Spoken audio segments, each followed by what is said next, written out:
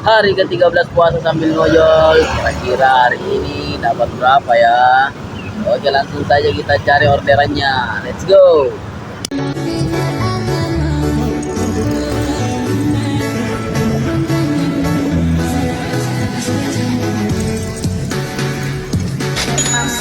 Alhamdulillah teman-teman, masuk orderan kedua, penjemputan di Jalan Tata dan kita mau antar di MTS 1 Kota Makassar. Langsung saja kita jemput orderannya. Let's go.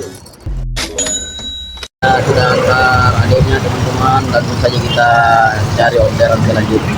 Let's go.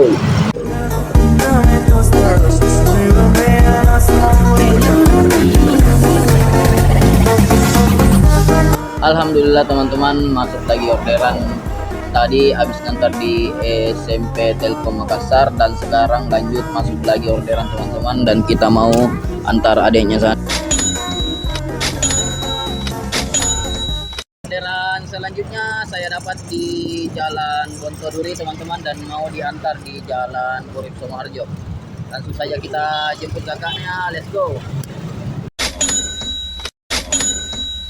Alhamdulillah teman-teman, masuk orderan penjemputan di Jalan Ratu lagi, dan titik pengantarannya itu di Jalan Wijaya Kusuma. Langsung saja kita antar kakaknya. Let's go.